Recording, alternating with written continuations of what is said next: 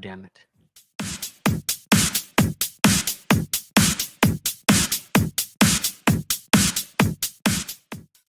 A special double cast today.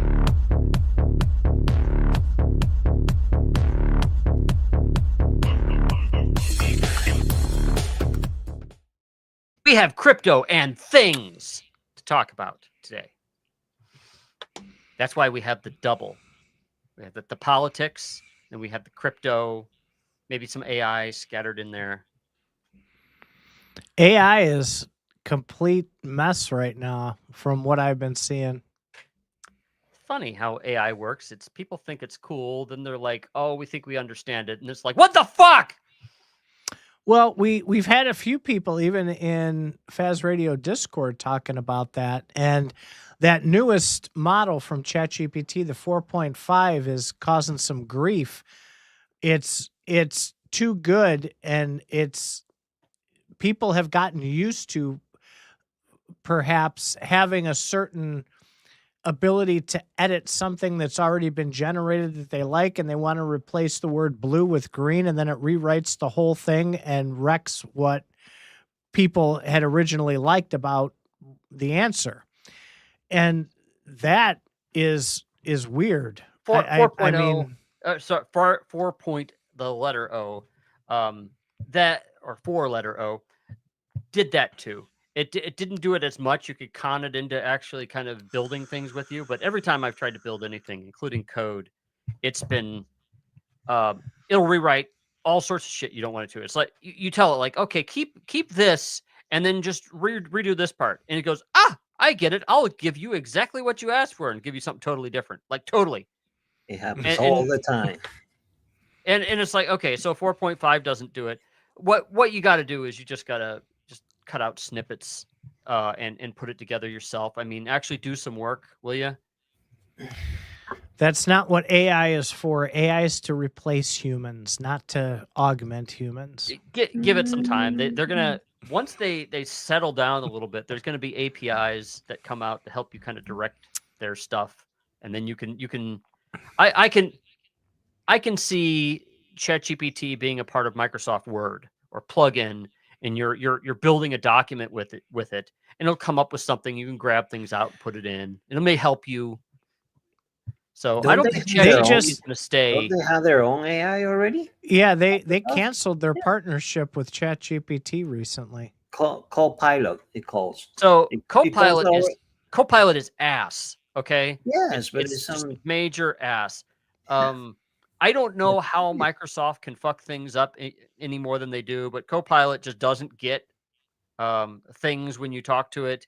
I mean, if you're forced to use it, like I've been at past jobs, I mean, you can make it work, but it's like, a short handle shovel versus a regular shovel. I mean, after a while, you just get really sick and tired of it, and you just paste your shit in ChatGPT anyway. Well, you would think that the Google and the Microsoft you would think they'd be on top with the vast amount of resources and talent that they have. But apparently that's not the case anymore. And I'm finding in my perusing of sources, I kept forgetting to do that. I have to do that.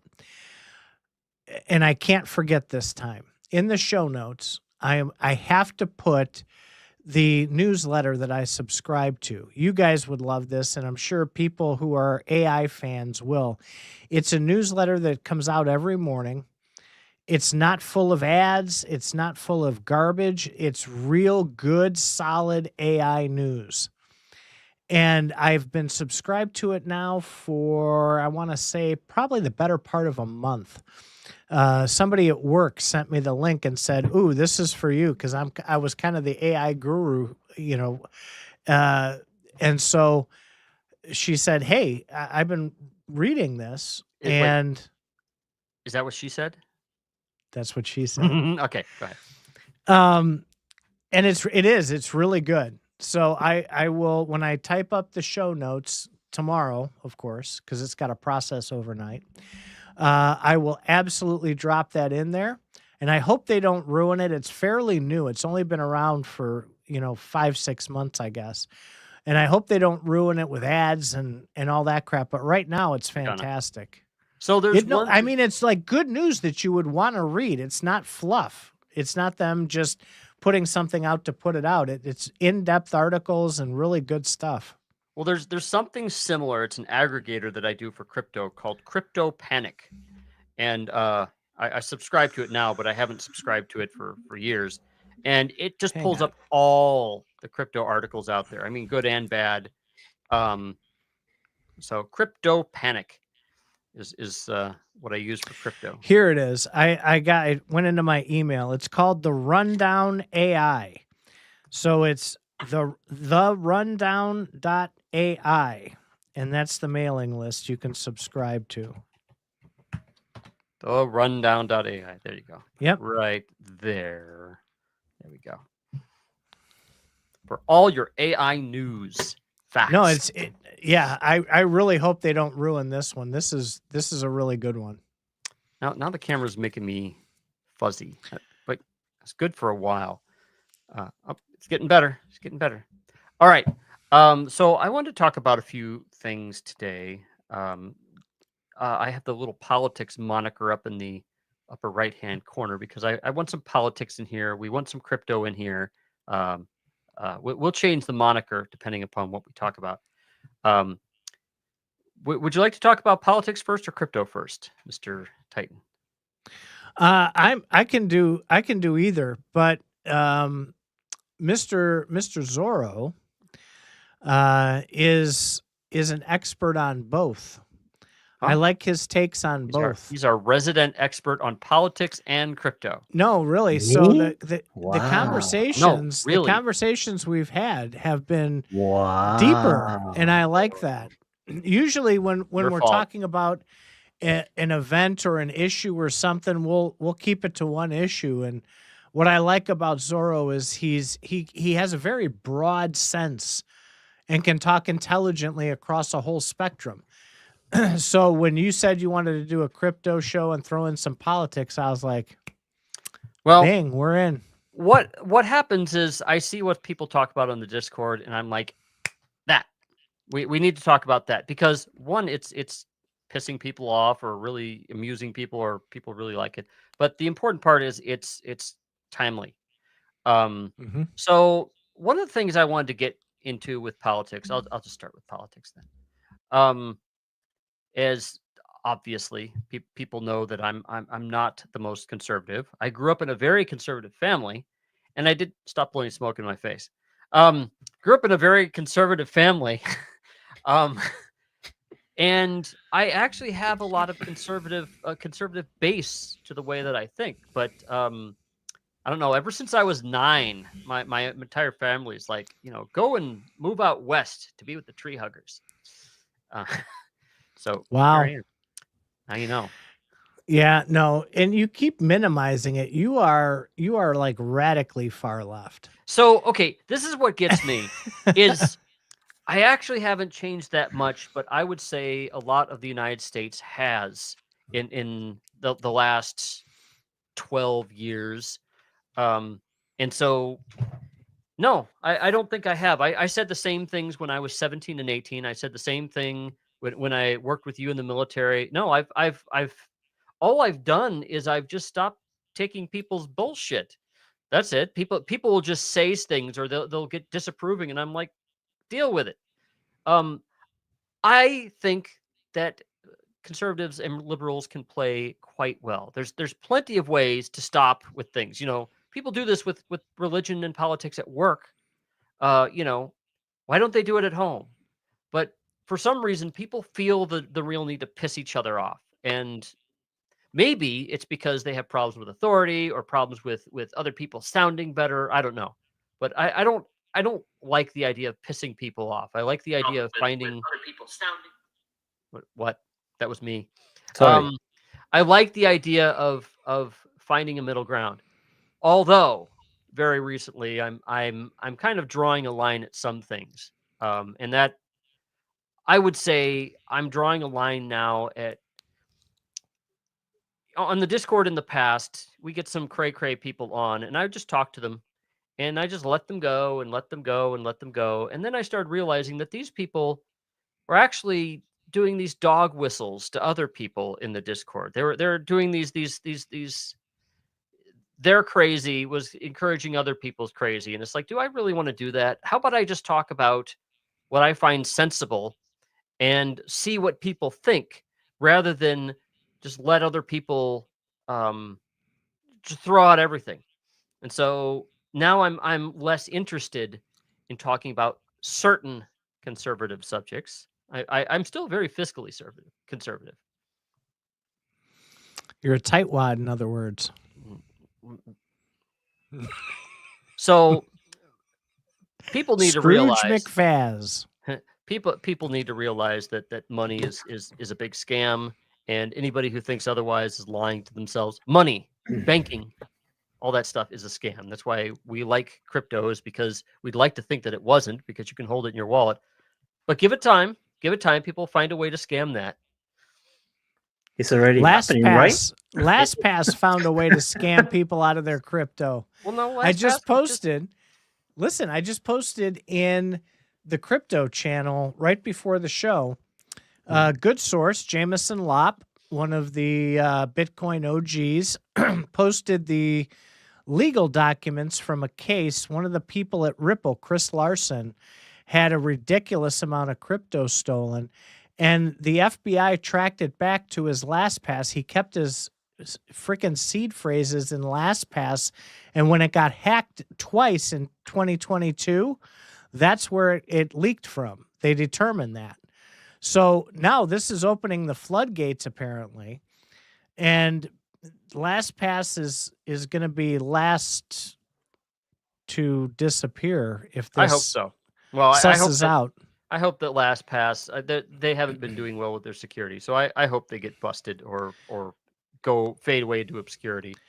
We did a show on that because I got compromised from the LastPass, and I didn't have crypto in there. I had no seed phrases, none of that, but every password to every single account that I had was in there.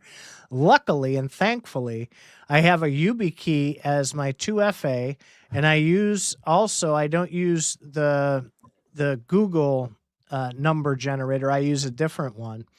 But every single account, I always have two-factor on. That's probably the only reason that 95% of my accounts weren't compromised. But listen, when that happened, it took me literally 8 hours on a Saturday to go to every single site I had a password saved on, change it, and I use a different password manager now. But to get all those changed, it took me 8 hours.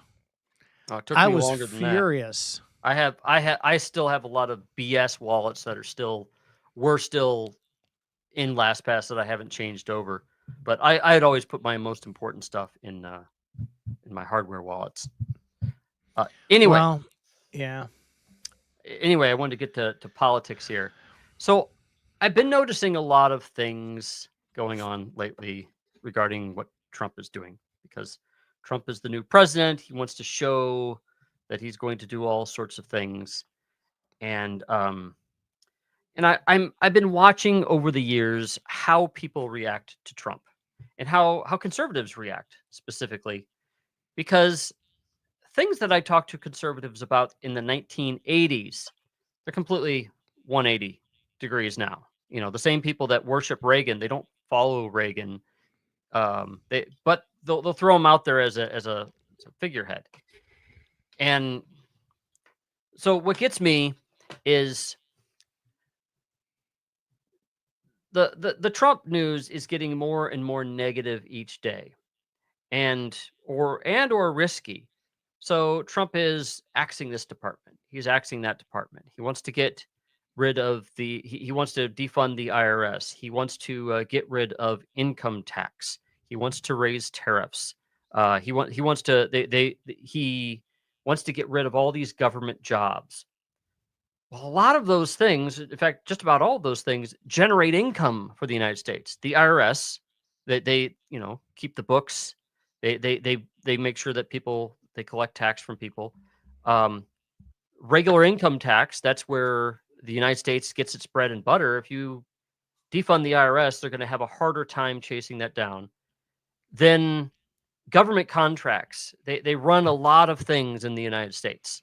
You could say that government contracts are a way to manage the economy. It's John Wayne would never support Trump, of course not. But so there's a lot of money that the government has kind of gotten into, and a lot of things. If the United States wants to influence a sector of the economy, the government does stuff or has a lot of contracts. Well, now there's a different idea being brought across, which is, okay, have as small of government as possible, privatize everything, don't lower taxes on the rich, and don't collect, make the IRS as small as possible. And, if you want money, raise tariffs.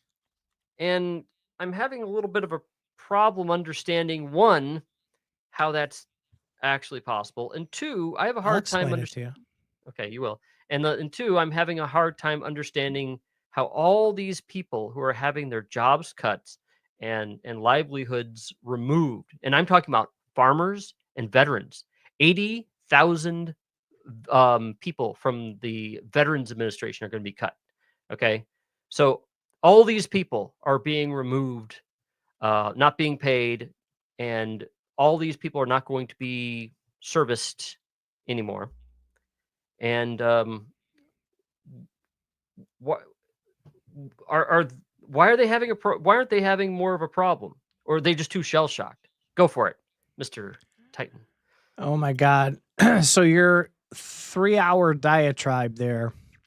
Let's start with tariffs. And this will be short and sweet. Amazingly enough, from me, it'll be short and sweet. Tariffs aren't about tariffs. I know that's hard to believe. Here's the problem. The underlying reason why he's putting tariffs on is you have a company, a very big company, $1 trillion a year company. I'm not going to name any, but we'll call it Faz Incorporated. And Faz Incorporated is a $1 trillion company. Zip bugs like nobody's ever seen are being sold, right? And Faz, being the smart businessman and making his trillions, has farmed out the plushies to Mexico, and he's farmed out the clothing to China, and he's farmed out the art that he sells over to South America. South Korea. What tariffs are intended to do is to get Faz Incorporated to shut down the plant in China, to shut down the plant everywhere else, and bring that manufacturing back to the U.S. so that they don't have to pay tariffs. That is the... Wait a minute. You went on forever, and I said I'd be short and sweet, and I am. Let me get to your second point, and then you can run your yip again. So that's the ultimate goal. The second part of that, which I think you're classifying and making your own dog whistle, as you say. Oh my God, 80,000 people going away. If they start with 400,000, if you cut 80,000, it's not a big deal. It's probably not a lot of really, really important roles. If you want to, and I'll put, you said fantastic claims require fantastic evidence. What 80,000 jobs are being eliminated? What are they? Is it 80,000 VA doctors? Is it really, or is it just admin people? You're not defining that. So stop with the, hey, the sky is falling when you're not going to articulate what that 80,000 means. Okay. The way it has been demonstrated right now that that all these government jobs are being cut is fucking random. Okay, what they're doing is simply cutting jobs. They're not picking and choosing. they're lopping them off. So when you say, what 80,000 jobs, I'm going to say exactly basically pick 80,000 random people from that company and shoot them in the head. That's what 80,000 jobs. That's what you get. Go ahead. Oh, sorry. Point. I thought you were done. No. You got to talk. My turn. Tariffs. Okay. So the United States cannot support itself completely with all of its industries. Okay. A good example is rare earth metals. We just don't have them here. Okay. They are rare earth elements, whatever. They're in other countries. This was brought to light with Ukraine recently, but we get most of our rare earth stuff from China. And but there's a lot of other things that we import because it's just cheaper. Now, I get it. You have this intention. Let's bring it all home. Let's do it all home. But you know what you need? You need a fucking plan. And when you just go and hack and slash, you get a random replacement, which any random replacement will look better than the nothing that you have after you cut. So my retort on that, on tariffs, is this is a world fucking economy. The world needs to act like one world. And some people have things, other people don't. We do not need to focus on certain things because it's more expensive if we do. So Donald Trump, you've heard him say, and I'm gonna address this in my comments here too, because this is right in with that comment. You hear Donald Trump all the time saying the words, "We want equitable and fair between countries." Okay? Define fair. Meaning, if we're going to get penalties or we're going to get tariffs or we're going to get charged, then we're going to do the same to everybody else. He just wants it to be fair. So let me give you a real world example of, Faz, what you don't know that you don't know. Oh, because, yeah. I work for an international manufacturing company. And I ship for the past 14 years. Yeah, listen, for the past 14 years. That's him throwing his dick on the table here, by the way. I've dealt with international shipping, imports, exports. I am an expert, okay? In your own mind. No, in reality, believe me, I know a lot of those customs agents experts by never name. call themselves experts. Go ahead. So when I'm going to give you this example. It was probably 3-4 years ago, and it's still in effect today.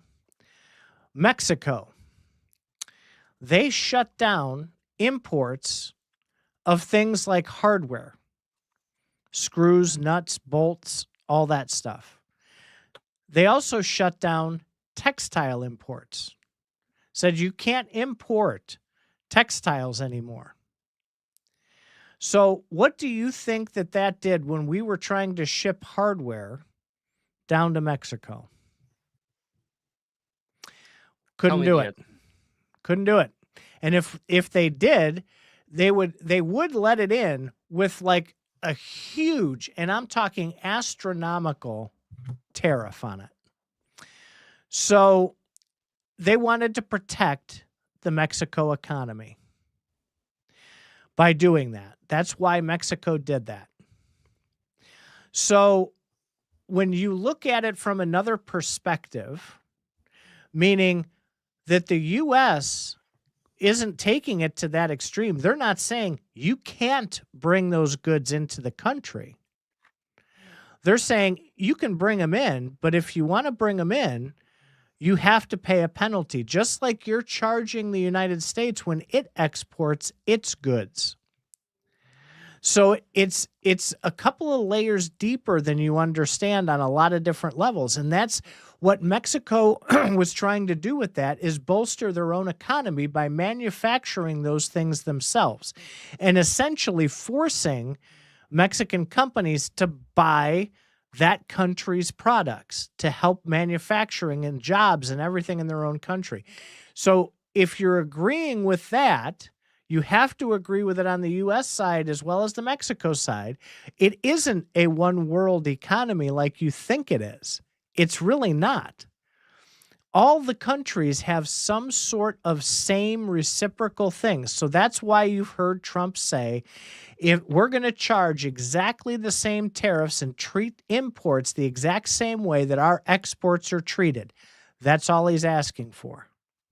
Okay. So do you realize that tariffs are not a tax on another country, and they're not a tax on another company?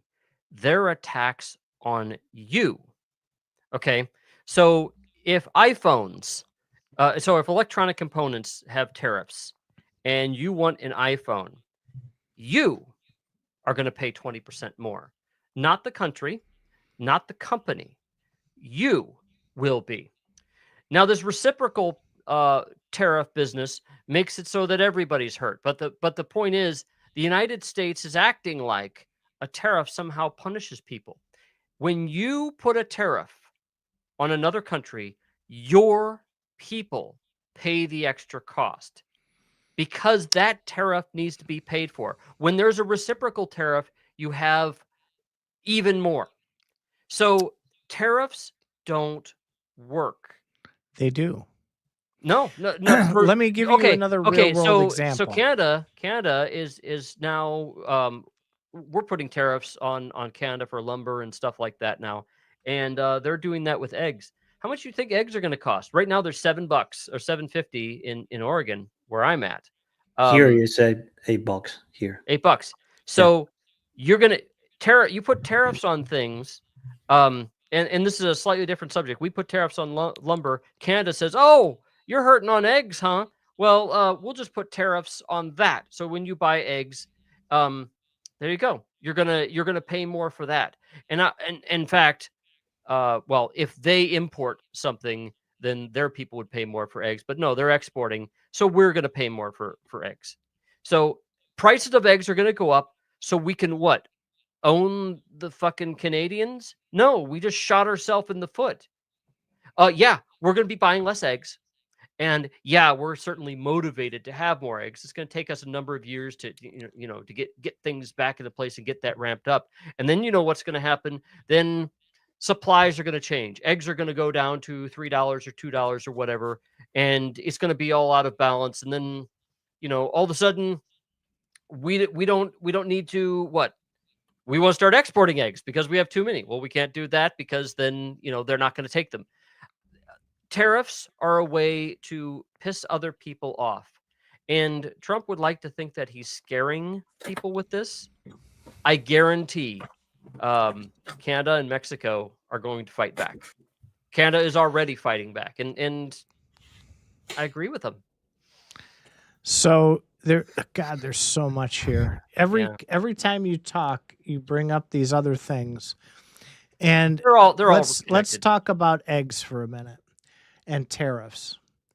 So first of all, Joe Biden killed billions of chickens over this chicken flu. Bird flu. In fact, you know what? Trump is still killing chickens because bird flu is a big deal. In fact, even Elon was worried about bird flu, and they stopped even fucking in that area. Don't give me that shit. Trump's killing chickens too.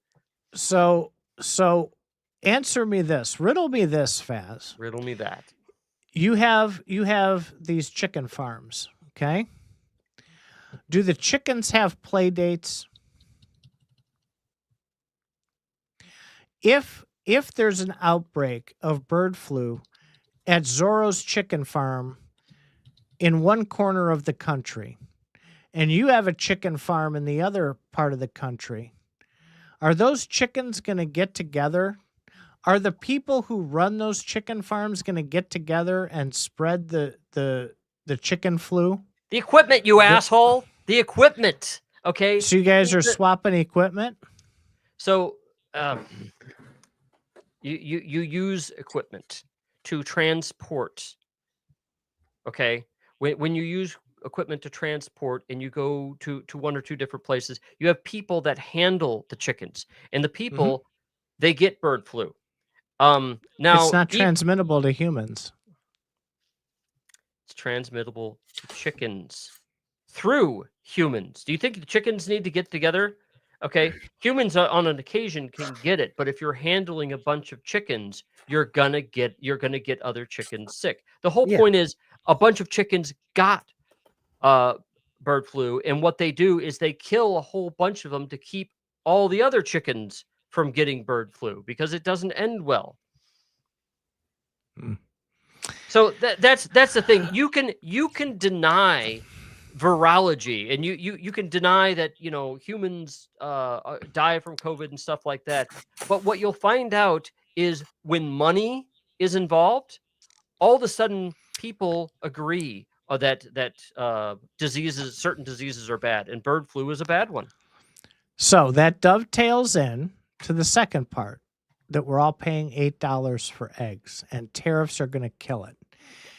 And let me give you a real world example of how that works. A few years ago, when Trump was in office last, there was a huge set of tariffs that he put on towards the end of his presidency. And that killed the electronics market. And things like LG refrigerators, Samsung refrigerators, the prices went through the roof. Okay, it was horrible. What do you think people did? They didn't buy them. They bought GE.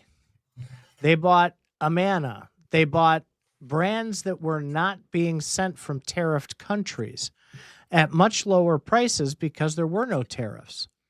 And that's the part of the whole circle here of what I was talking about earlier, is if countries then start manufacturing, what happens when those tariffs are put on like that, and a Samsung refrigerator is twice the cost of an American-made refrigerator, Samsung, to avoid those tariffs, is going to open a plant in Georgia to make those refrigerators there instead, so that they don't have to pay a tariff on the imports.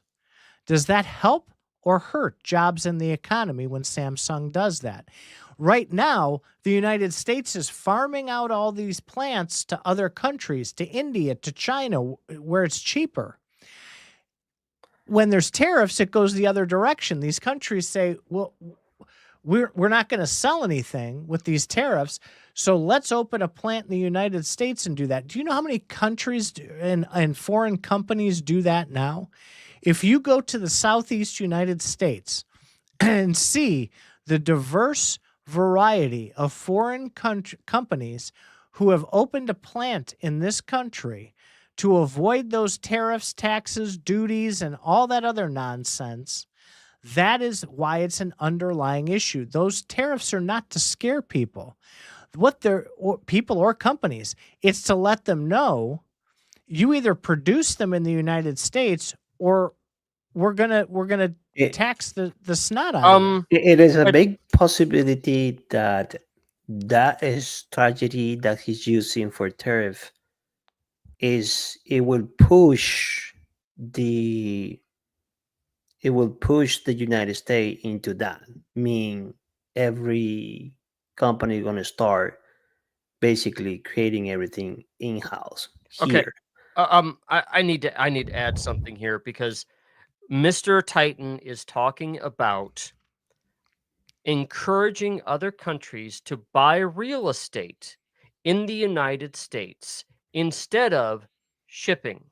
Now, there's a problem with this in the fact that China has been doing this for the last 20 years. Why is it bad that China owns a fuckload of real estate in the United States? Would you like me to cite the reasons? That's a choice that can be changed. Most other countries don't allow foreigners to own land in their countries. The United States does. That can be fixed. Wait a minute. That can be fixed. So what your real answer is, oh, I recognize that's a problem. Something else would have to happen in order to close that loophole. That's what you really mean. In fact, if that's going to be fixed and that's going to take place, then those people would sell that land, and they would. So in a capitalistic society, the bubble just gets moved from one area to another. If you, yeah, great. You can get around that by buying land in the United States or buying factories in the United States. What's really happening is the United States kind of started a lot of this stuff by saying, you know what, we don't want to do things in the country, so we're going to go find people in China who don't pay their people shit. We're going to have them do it for cheaper. Okay, and so they do. They're assembling our iPhones and our computers and this very camera that I'm using right now for pennies on the dollar. When we won't even, when we pay our people so much. Okay, and of course now we're saying, well, you've got to have what, lower prices because you've been screwing us. So what you're really saying is pay your people less, okay? And go ahead and bring your companies into the United States. Oh, but you have to pay a minimum wage for that, which means it's going to cost more. That iPhone and this camera right here is going to cost 3 times more because now you have to pay our minimum wage. Oh, that is unless you fix that problem too, which is lower our minimum wage. No, you There you keep go. going back to wages. It's about the cost of production and the net profit on the product by the time it hits the retail. And there's so many levers that can be pulled. It's not just incomes. There's a lot of things because listen, okay, your iPhone is assembled in China where it's cheaper. But then there's the cost of shipping those units back to the US, which isn't cheap, by the way. So you're still adding cost. You're simplifying something that's horrendously complicated.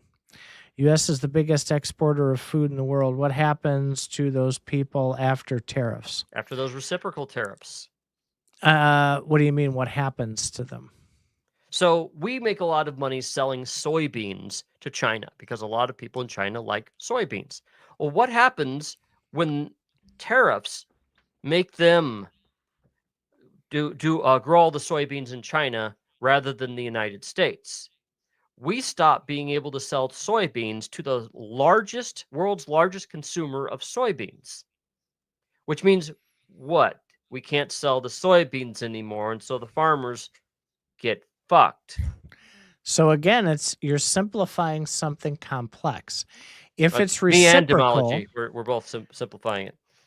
if it's reciprocal, the countries work together to come out with a deal that's equitable for both sides. So what's happening right now is Trump is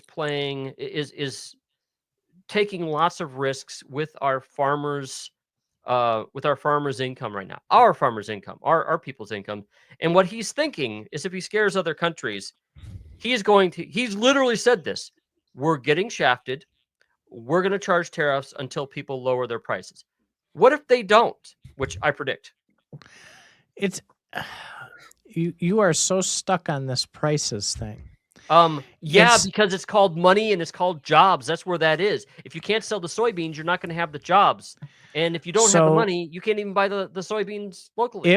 If you are a soybean farmer and the future of soybeans is in jeopardy, you stop growing soybeans and start producing things that people will buy. Do you know that farmers get loans in order to buy soybeans from the United States, and U.S. aid is now being cut drastically to the point where those very same farmers can't get loans? So how are they going to switch crops, and how are they going to get money for these soybeans that they can't sell? You want to go down that rabbit hole? Let's go down that rabbit hole, buddy. And talk about where they get their seeds and how they get their seeds. Where are they going to get that money for the soybeans that they just grew? Do you think that they can?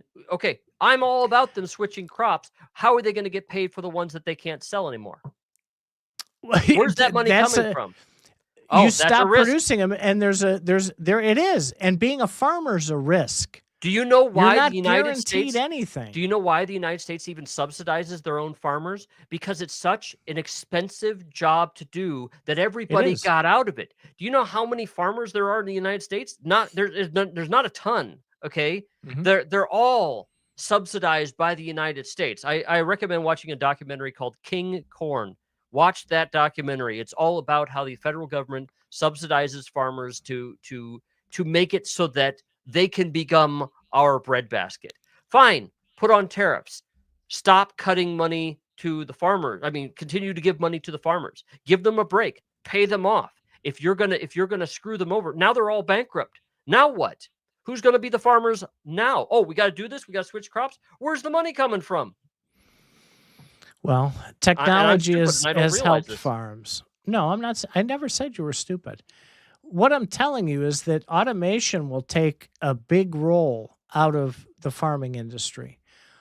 But if you want to increase farmers' crops and you want to provide more, or I should say, a better way for them to do it, get rid of Monsanto. That's what you need to get rid of. Why? Do you understand their racket and how they work the farming industry? You're not allowed, as a farmer, you're not allowed, nor can you, take the seeds of your own product and replant them. Well, that's capitalism.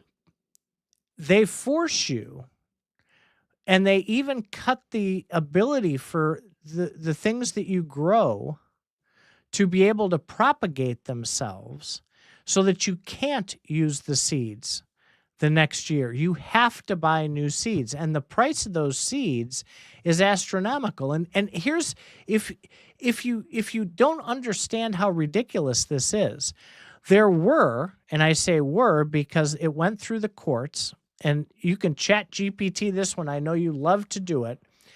There was even a movie, a famous movie made about it. There was two farmers that were very close to each other. And the one farmer had their own seeds. They would take the seeds of their product and they would replant them every year. And on the other farmer had the Monsanto seeds. And what do you think happened during pollination season? You realize I agree with you on the Monsanto seeds, right? Right. And it blew over into that second farmer's fields. And Monsanto went over to that second farmer who was using his own seeds, and about a quarter of his crop, they did the genetic testing, and they said, you're stealing from us because 1/4 of your crop has our genetic markers in it. And shut down that second farm because of that and bankrupted those people.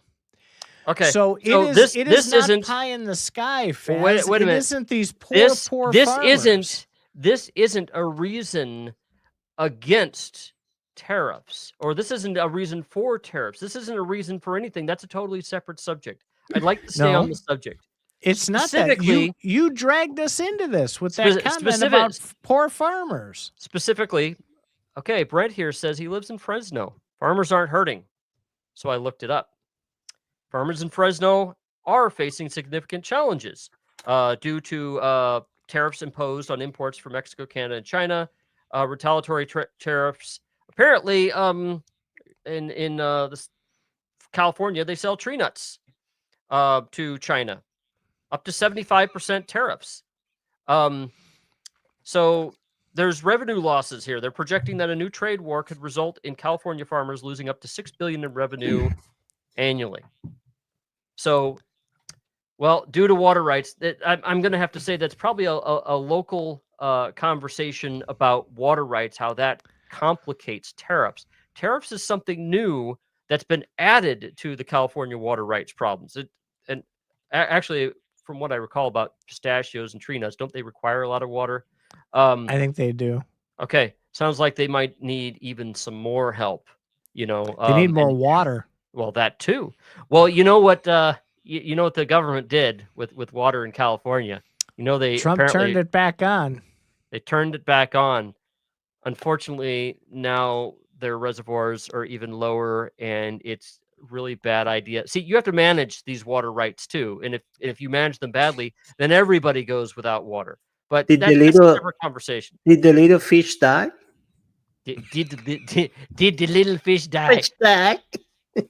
He was talking about some small fish that he released the water, it's gonna die or something. So here's the thing: it gets really funny when I listen to conservatives talk about, an endangered animal or something. Usually those are isolated situations and not like statewide and have to do with everybody.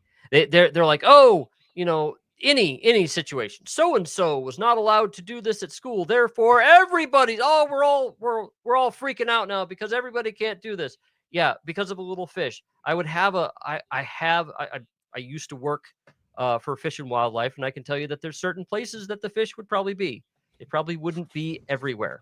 So I have a hard time believing the entire state would restrict water for for people just because. Are you throwing your dick on the table? So I threw my little cadger out, but you just want to. Let me ask you this: Why is it that? Hey, that's that right. Liberals, if farmers shut down, it will solve the water problem in California. I never thought about that. Go ahead. Sorry, I interrupted you. That liberals discount everything. Like you just discounted Brent, and he told you that everybody he told all the time. He said that he lives in spotted Fresno, owl. and nobody's hurting there. And you look it up, and you told him no, actually, on part of it. Come on, man. I think he has a point. And actually, I chose not to chase down the water rights thing. All sorts of things that farmers need, like fertilizer and stuff like that, gets imported. Okay, this is stuff that's going to hurt them. All sorts of bills are going to be higher for all farmers. This is not just something that's going to, people in California are fine. And okay, so what if they are? We have a ton of farmers in the United States selling soybeans, making soybeans and corn for the United States and the rest of the world. Okay, so I think it's important to be fair. I don't think he was discounted completely, but conservatives discount liberals all the time. Come on, because they're wrong. See, there you go. I'm not even telling people that they're wrong. I'm just throwing something out. I'm just teasing you. I'm trying to be fair about it.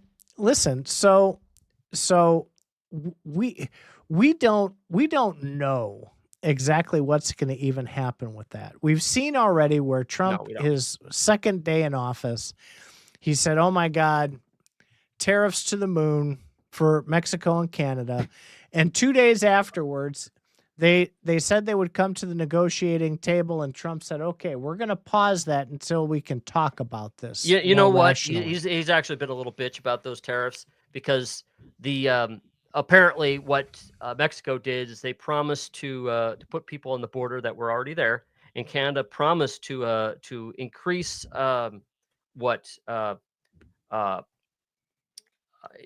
enforcement of like anti-fentanyl laws, which they're like 0.01% of the fentanyl coming over the border of the United States. So it's like, okay. And he's like, okay, you can turn it off.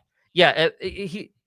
I'd like to see him do something and mean it. But whenever the stock market gets down, that's what scares him. In fact, I've noticed that he announces something about crypto. This is not a segue yet. He announces something about crypto every time the stock market goes down.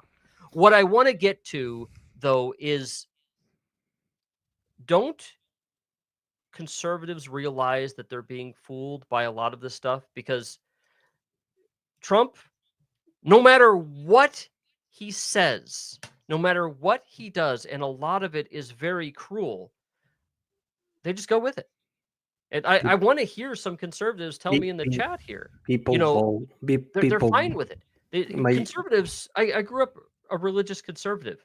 I can't, I can't think about how my family in the 80s would go for some of the cruelty that's going on with these days. I can't understand this.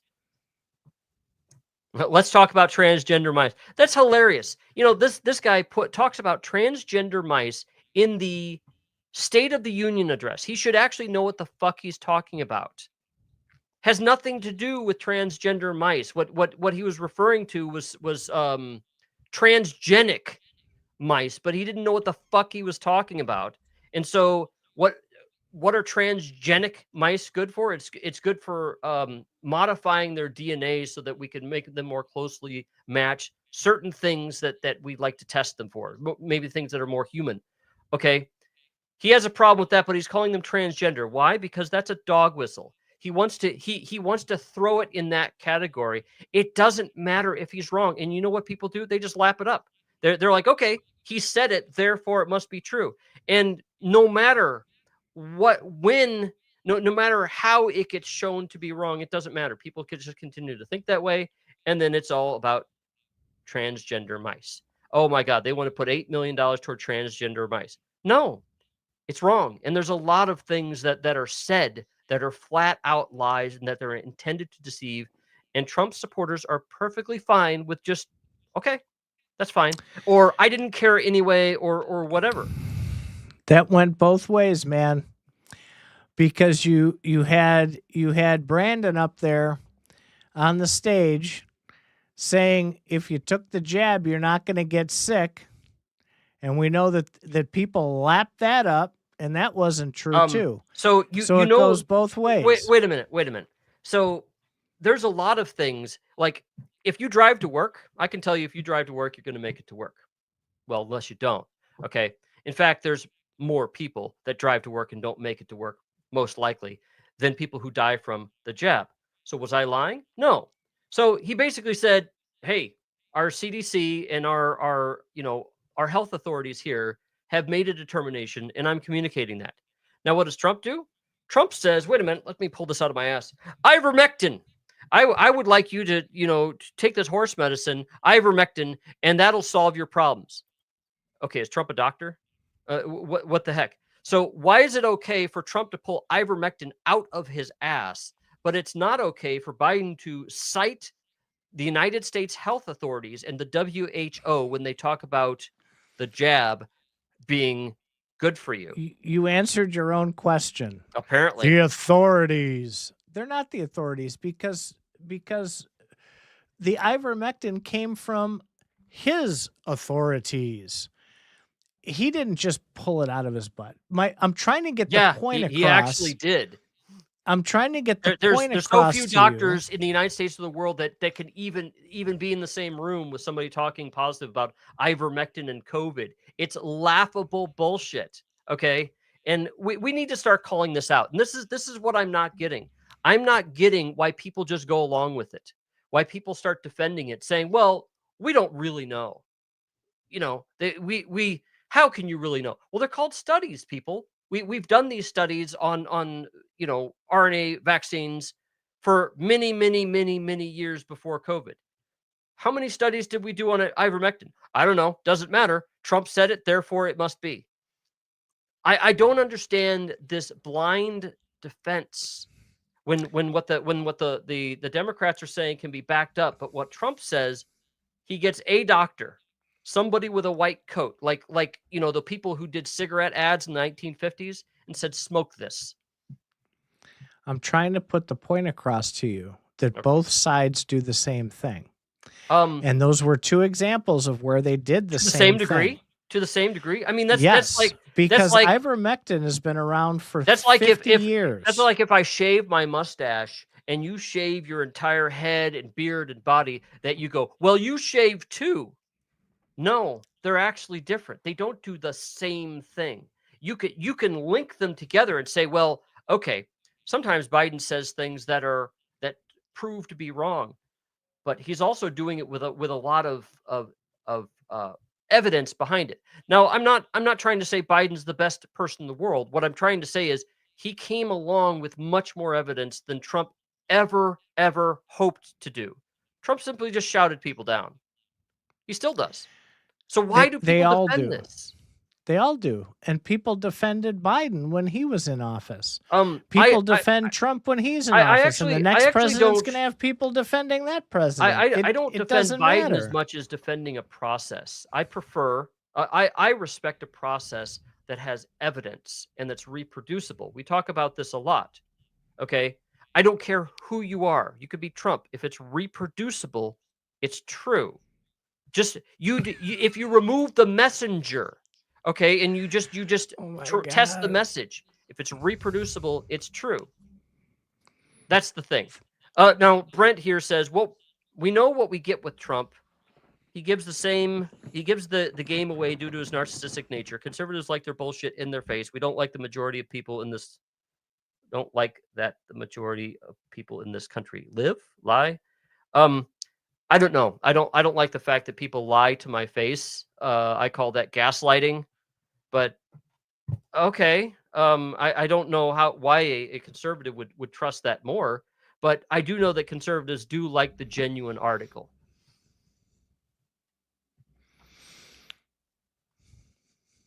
I don't know how you segue out of that one. Oh, that's easy to segue out of. Crypto! Let's talk about crypto.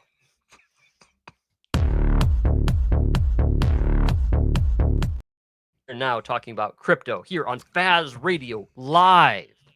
You got to change your moniker in the top. My moniker? Oh, I knew that. Over Zorro's head. I knew that. Oh, I like that one better. I do this one, but this is like for backstage stuff. Then I do this one because we actually have a .com. This one you could actually scan if you can catch it in time, because now I'm flipping back to that. This one's the one in black, which you can't see with Zorro, but you can with Titan. Look at that. Isn't that cool? Okay. Crypto.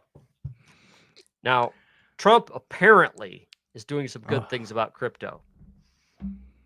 No, he's a fan of crypto, I think, because it gives the ability to make money. I like that you're not defending him here. Do tell. I don't defend any of them. I defend ideals. I don't like the people, regardless of who it is. I just told you. I like how you just parroted what I said like 5 minutes ago on Fast Politics. Because I think they're all corrupt, every one of them. Anyway, I think he embraces it because I think, how do I want to describe this so it makes sense? I think crypto's legitimate now, especially Bitcoin. Whereas before, 4 or 5 years ago, people were thinking this is a fad. It's going to go away. This is bullshit, internet, magic money, and people are stupid. They're going to realize what a scam it is, and they didn't take it very seriously.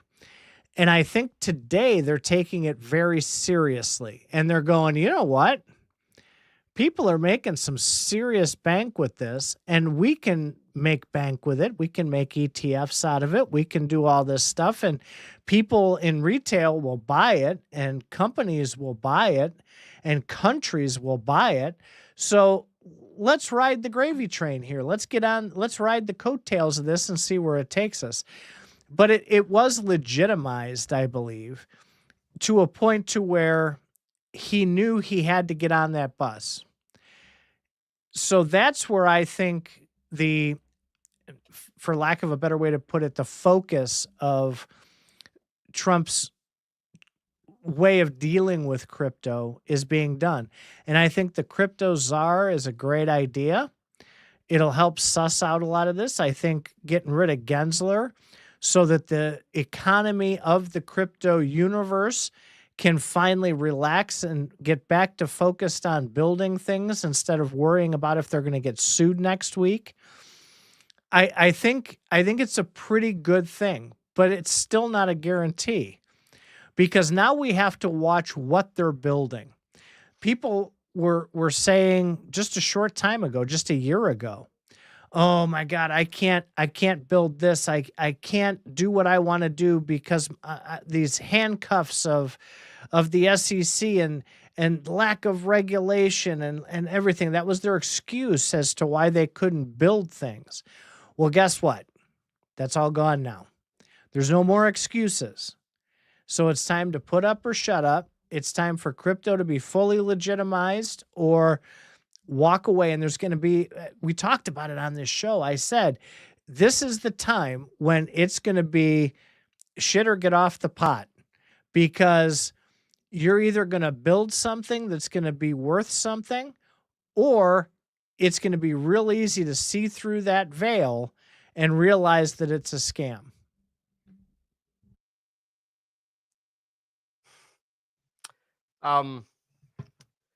yes, it's nice that Trump wants in on crypto, but I'm not seeing that he really understands it. I think he got on it because he thinks it's a hot item that was able to get some voters and make a little money. I think he realizes that he has the power to make it into something more. Um, I'm glad to hear Ooh, that's a that good point. I'm glad to hear that he wants to at least have some intelligent people make the rules rather than just do things. Although just yesterday, was it? He established the National Bitcoin Reserve and something else about other cryptocurrencies. I don't know if that's the same thing. Um, and the whole purpose of the reserve is just to stockpile Bitcoin. And there's no goal of anything to do with it. Not like they'd be making money for the United States or anything. They just want to stockpile it, which to me seems to be a clear intent to just drive up the price. At the same time, if I may throw a little politics in here, he wants to cut Social Security quite a bit. Social Security is paid out 100% of the money that it gets in, um, and he wants to replace what Elon calls a Ponzi with an actual Ponzi, which is the let's get more and more people on this, and we'll make $1 million later on. Uh, that's cray cray. Now, hey, I get into Bitcoin. I love Bitcoin. I think it's awesome. I buy it for myself. I think it's going to be adopted more. I'd like to hear about how it could be adopted more. But if you're just going to buy it for the simple purpose of driving up a price, we're going to have a Bitcoin reserve and then talk about how you're going to make a lot of money. To me, you're just using that as a vehicle for making yourself money. That's not entirely true. I hope not. The government's not going to be buying any Bitcoin. And it's right in the executive order. If you'd read the executive order, you'd know that all they're going to do is keep what they've seized already and what they seize in the future. That's it.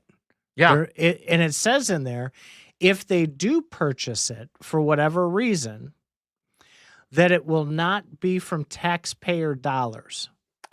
Yeah, that's a nice way of saying, okay, you're going to have bad people. It's a nice way of saying, hey, any Bitcoin that we take is going to be the bad Bitcoin. It's going to be stuff we seized.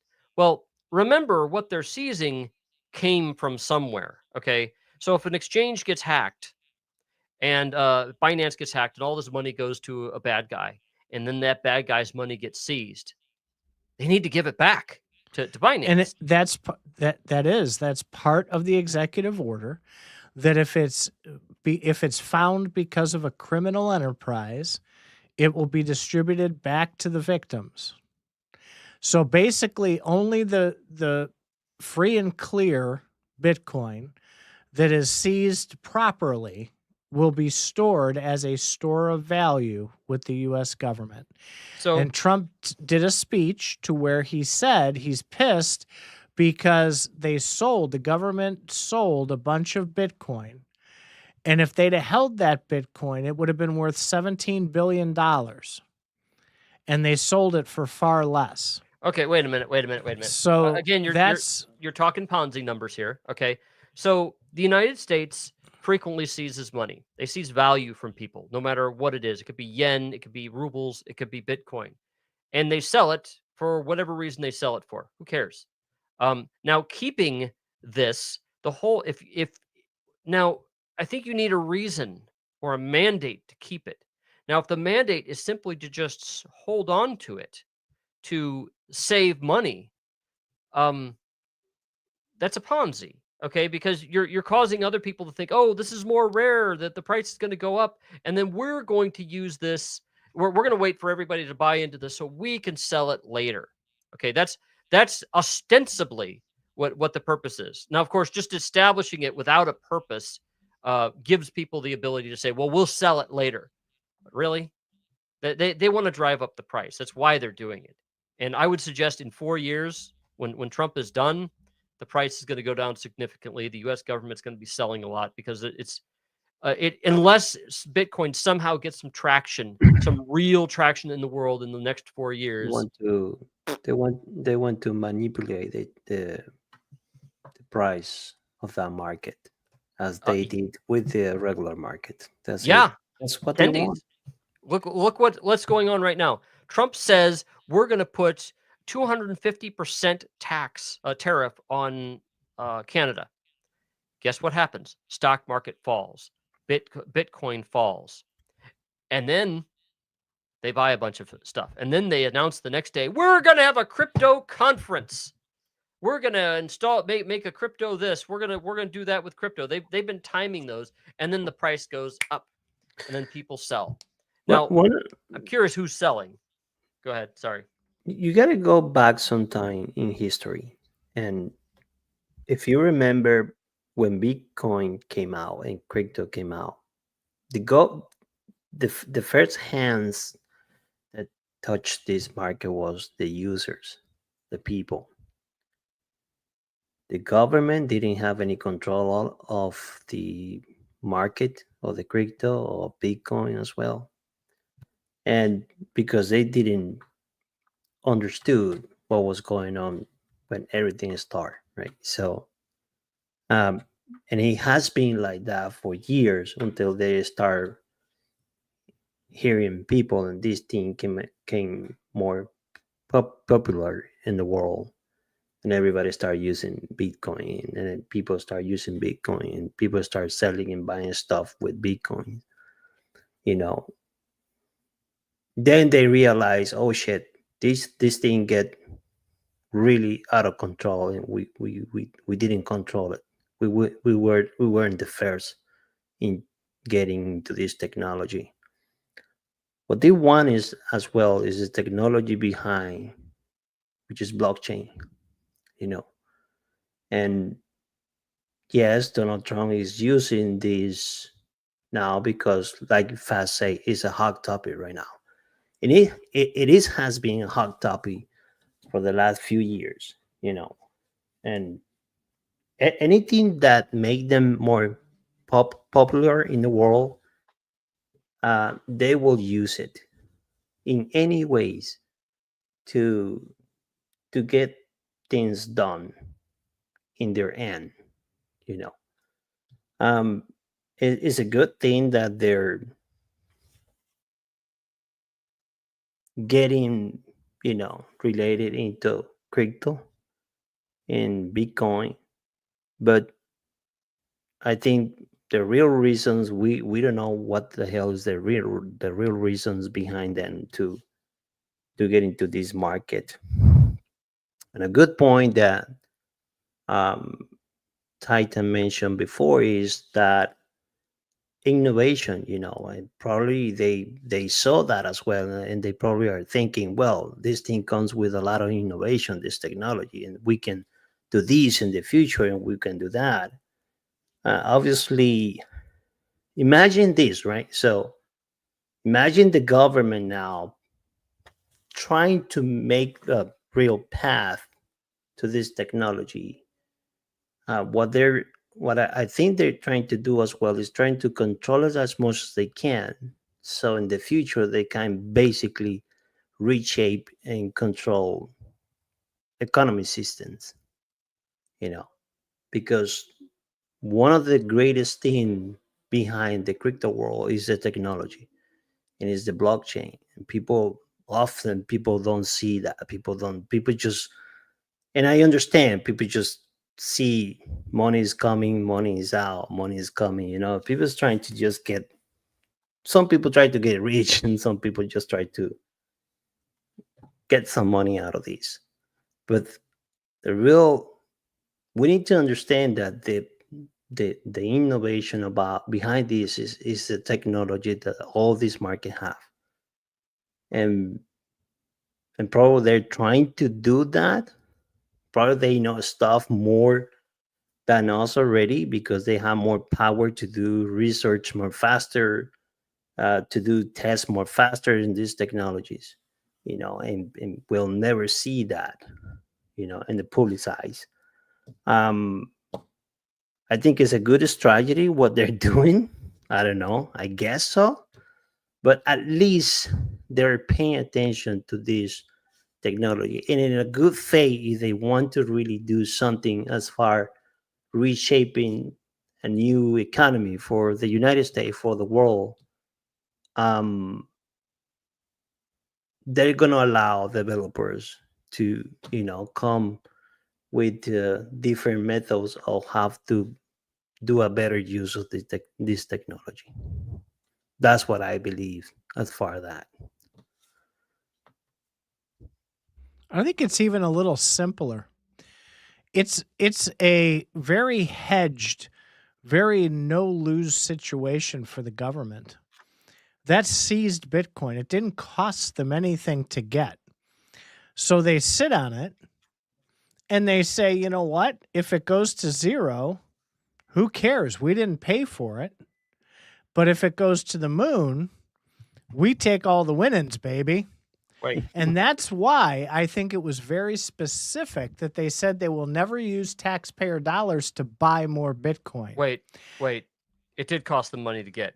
They actually had to enforce some laws, chase after these people, and then do court cases and stuff like that. It cost them a lot of money to get.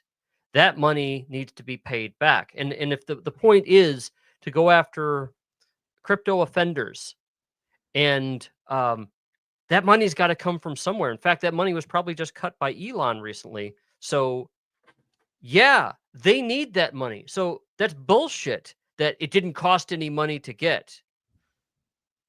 It costs a lot of money to get Bitcoin.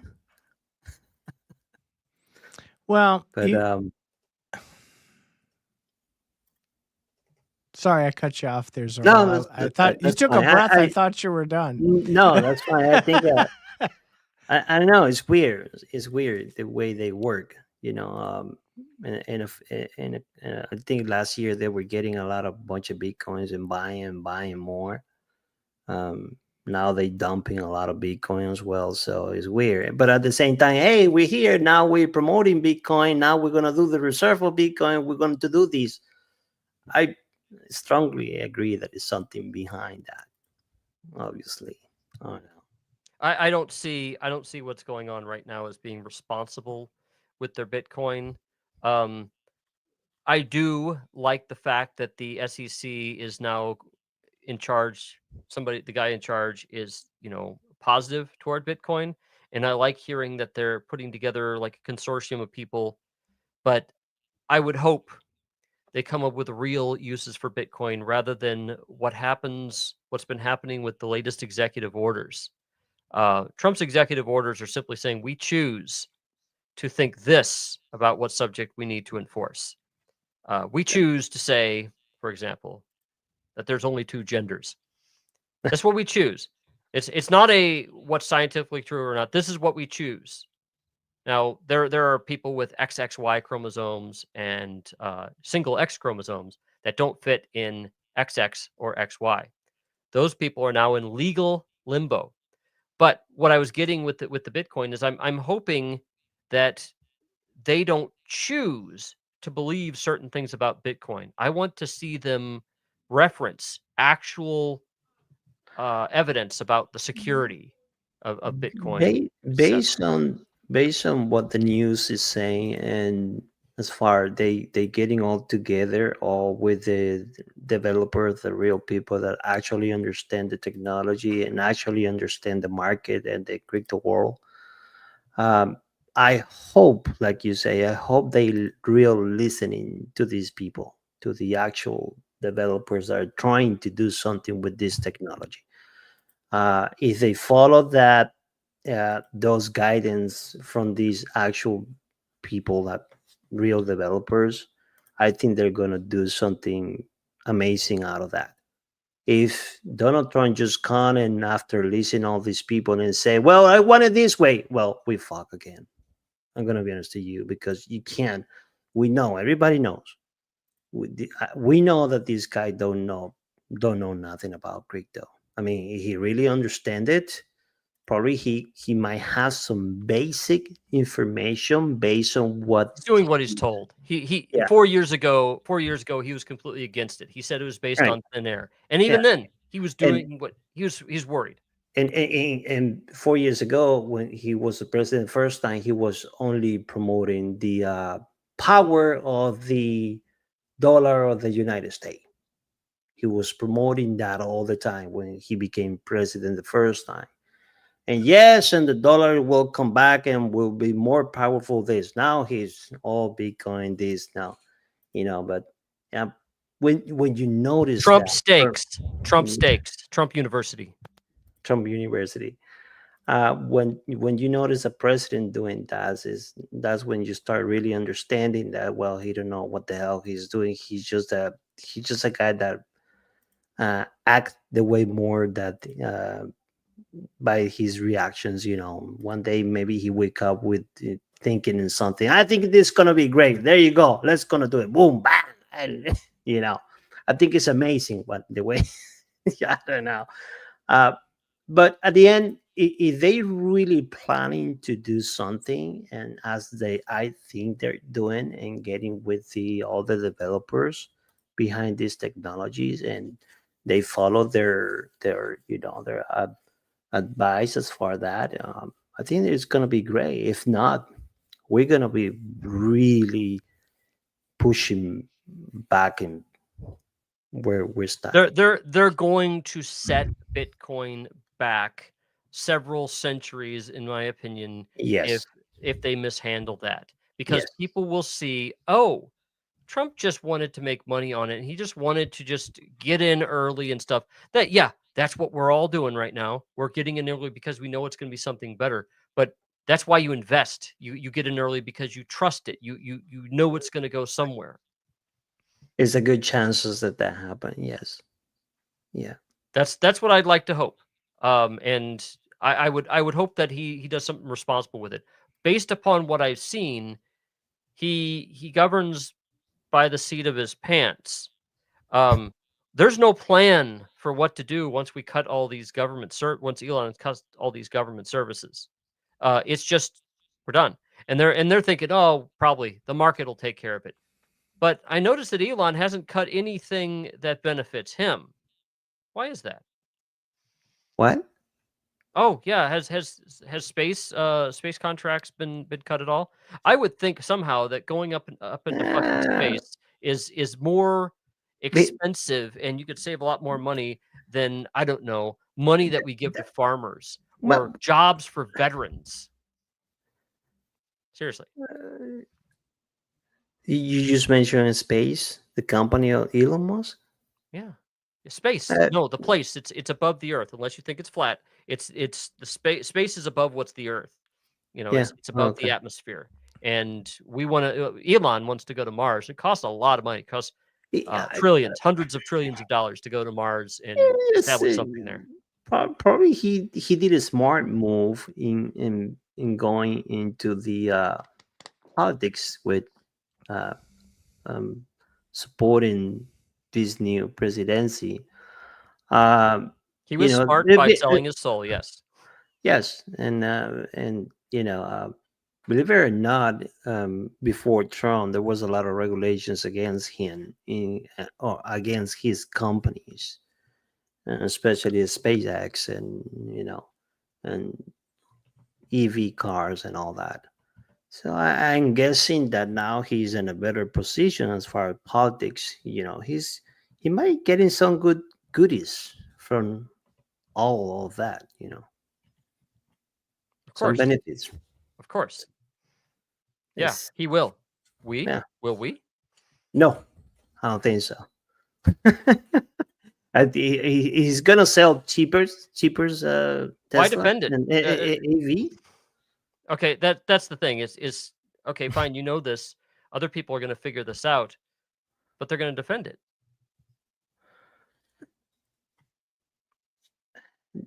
A lot of people are blind just because the characters that Trump is using in his behalf, like figures like Elon Musk, right now, everybody who doesn't love Elon Musk.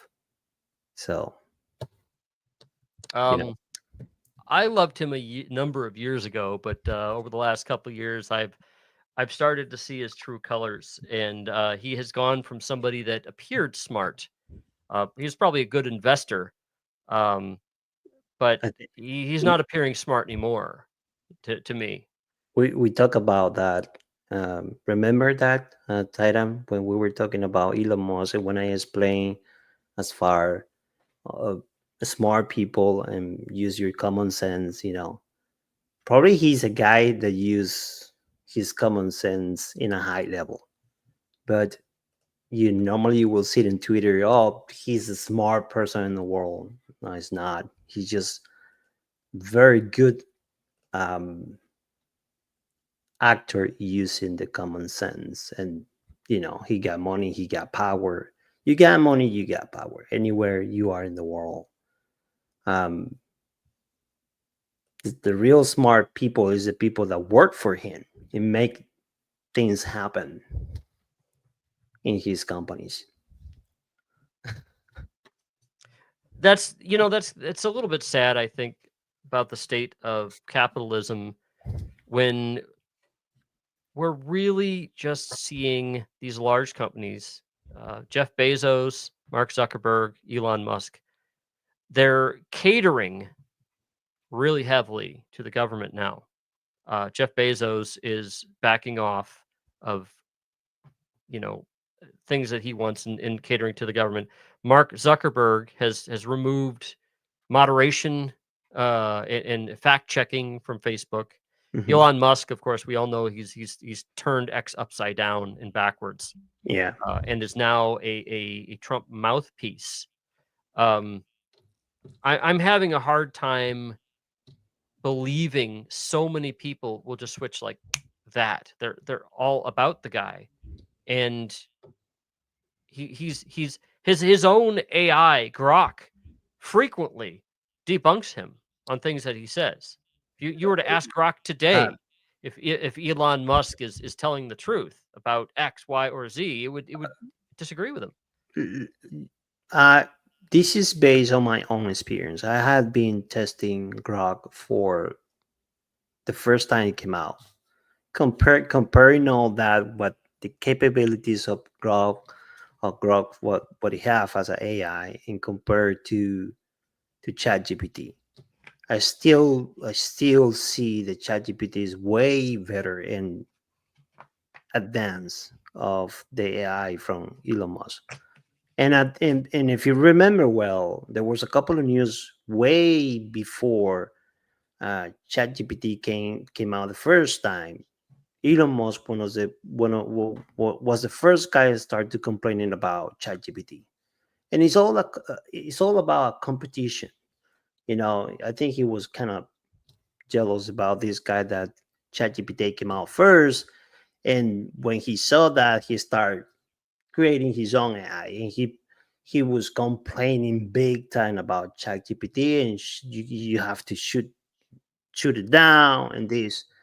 And I think he was out of the place in that moment because he didn't actually was the first one to create a real AI product out there and put it in people's hands.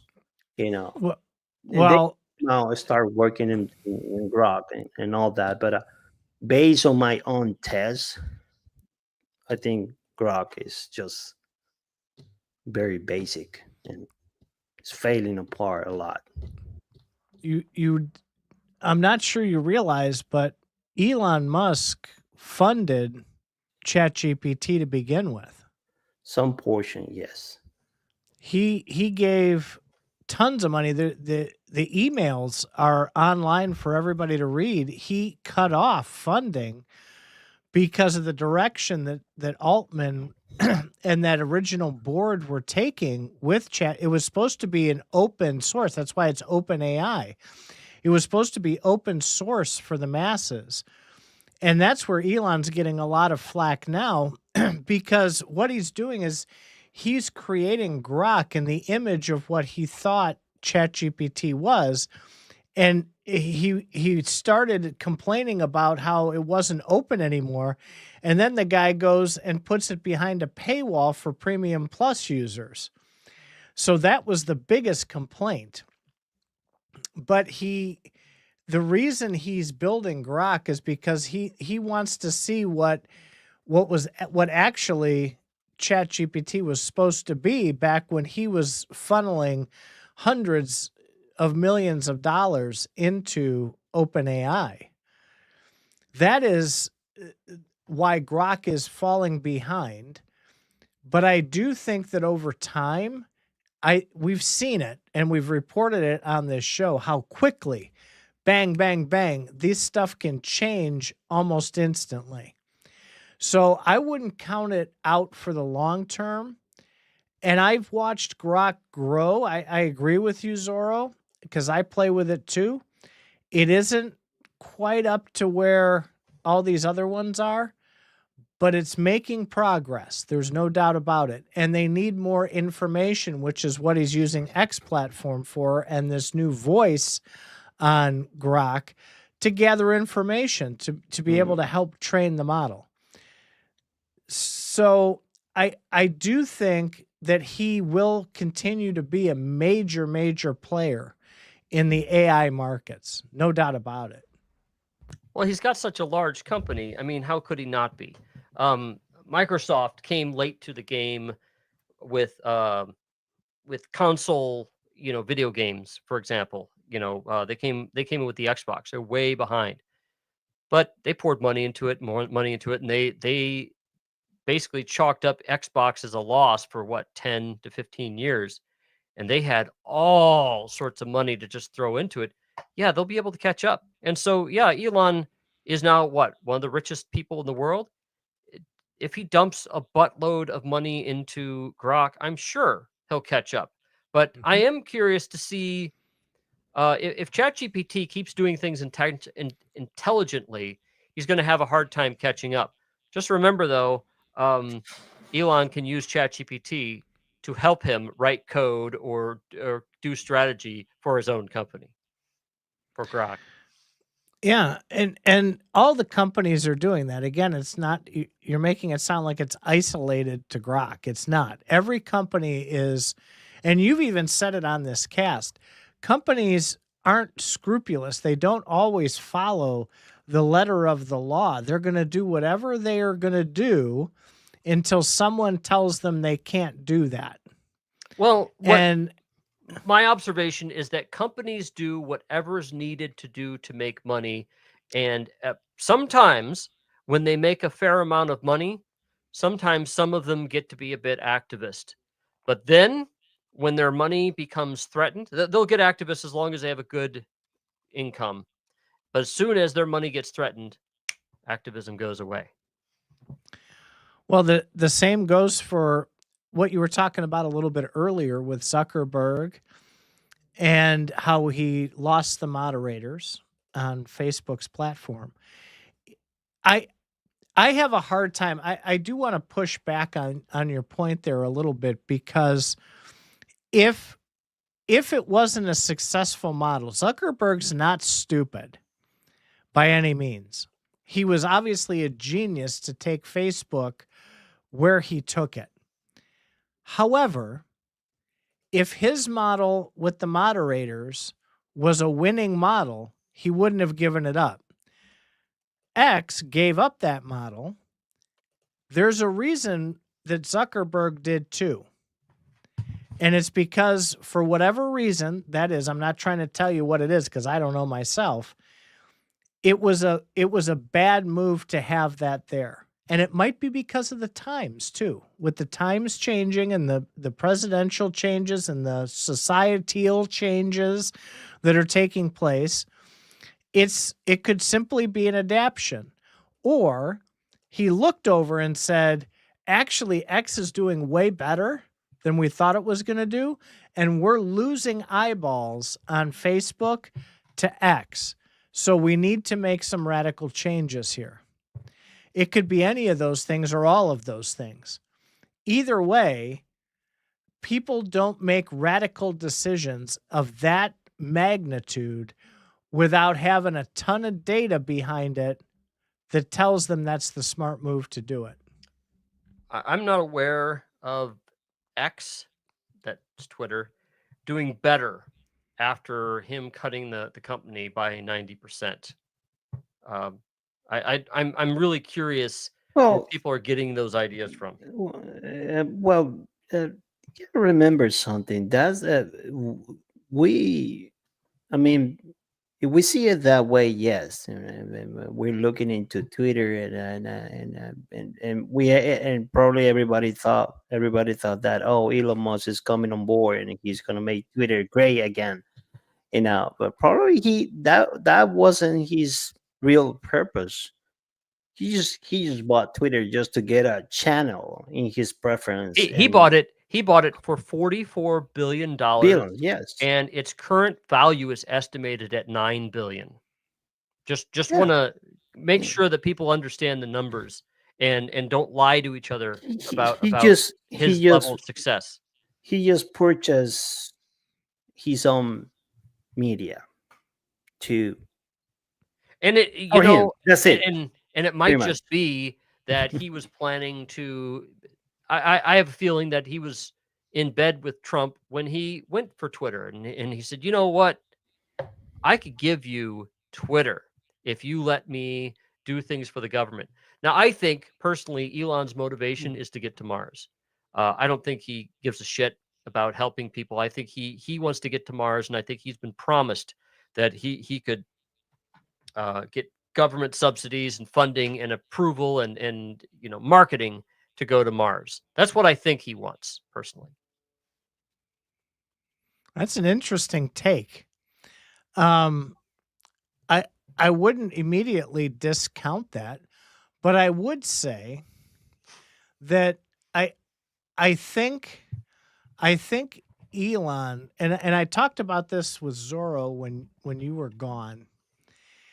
The way that he has structured all of his major businesses, I think does have a bigger meaning. Digging the tunnels, going to space, building different types of vehicles that we have now. I think he's kind of a futurist, and he's putting his ducks out there to swim in the directions that will, I don't think it's for humanity, but I do think it is to create that legacy and to help push technology further and faster than it has been.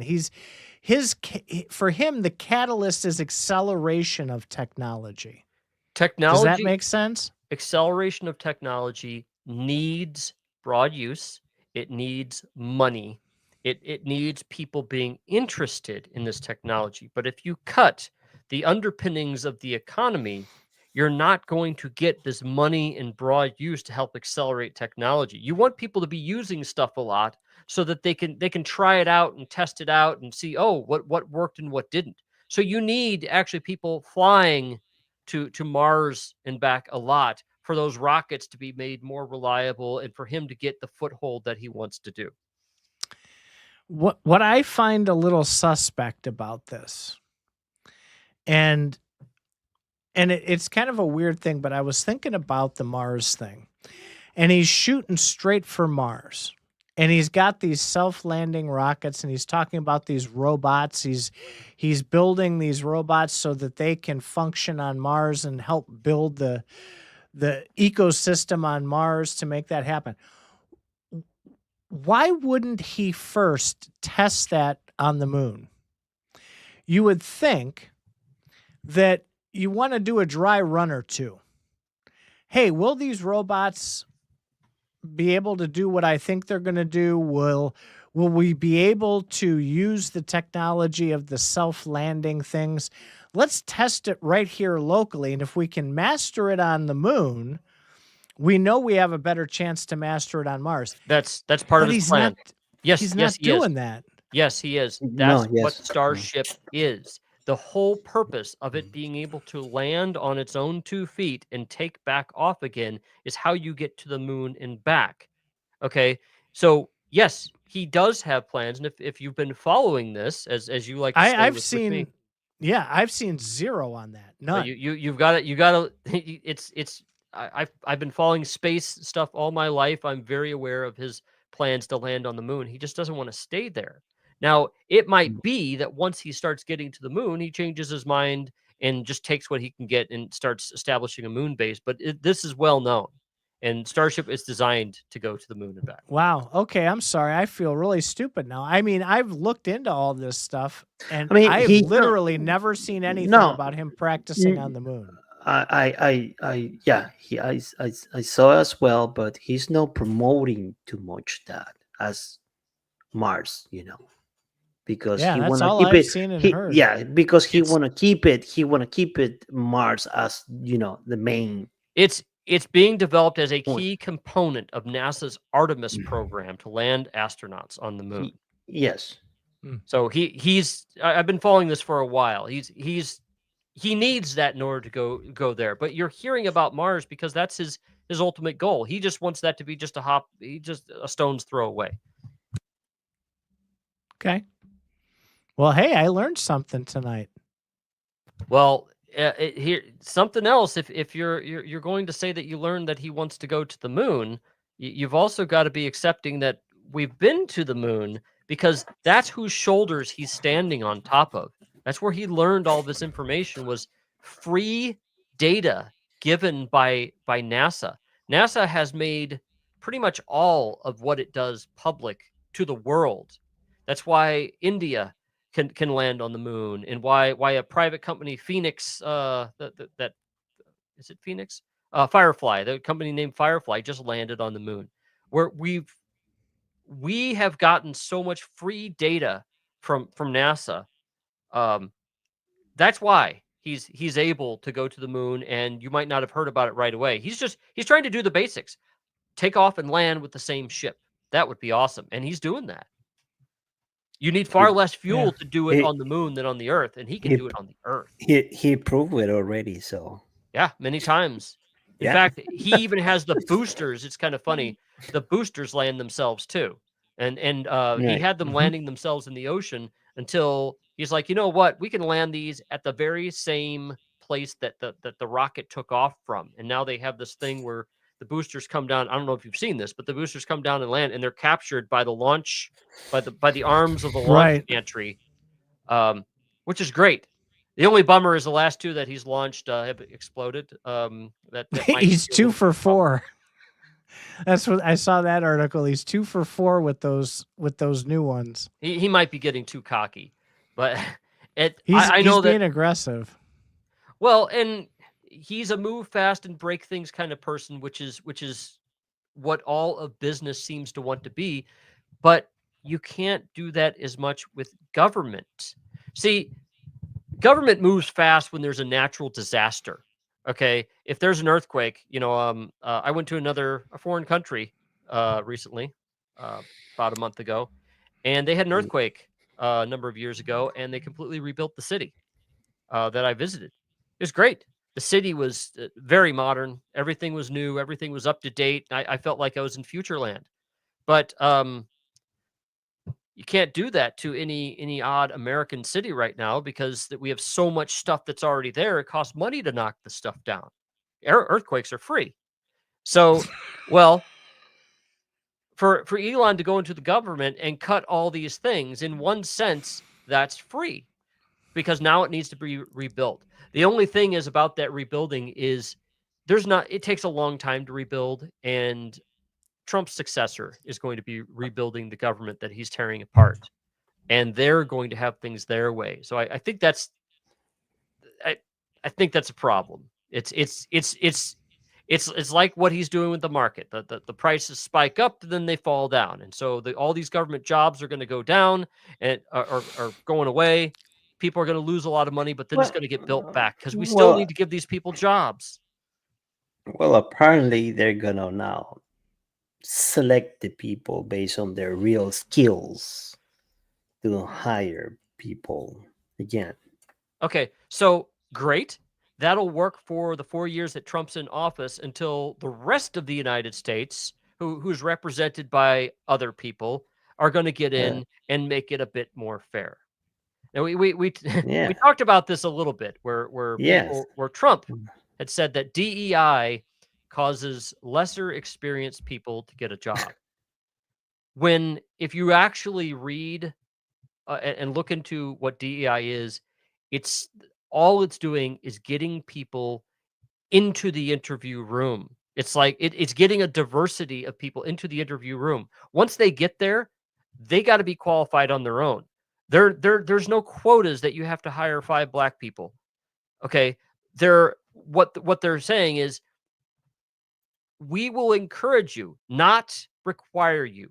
We will encourage you. Here's some ways. Here's a framework to get black people, um, you know, Mexican or Latinos, gay people, whatever, women into the office. Because if we didn't, and DI has been around since the 60s, okay? If we didn't have that, you'd have far less black people and women having jobs because they never got into the interview room, and they never got there because their resumes were not selected because of their names or their race. Just get the resumes on the table so that people can look at it. But Trump's saying it's much more. Trump is saying they're intentionally hiring underskilled people. Now, there's examples of all sorts of governments. I know Biden had somebody that they wanted for the FAA chief that had lesser qualifications than who Trump picked. And well, but then again, Trump also picked a Fox News host to be Secretary of Defense. So that doesn't work too well. I mean, you could say our Pete Hegseth, the Fox News host, was just a white man hire. No, he was an idiot hire. He has no experience running any large companies, running any large organizations.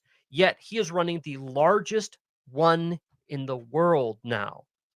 He was a major in the U.S. Army, so he led small teams, perhaps. So the points that they use about people being qualified and unqualified, that doesn't seem to apply to other white people, but it does appear to happen. It appears to be applied to black people or women. So that's my rant about that. Yes, if you, I'm sure people might notice that I'm throwing in some more of these liberal talking points, but I want to make them realistic. I want people to see that I'm not just parroting. I'm just explaining, and that's it. Right. Yep. Awesome. I mean, we're almost to 2 hours, for cripe's sake. We should probably wrap this one up. Yep.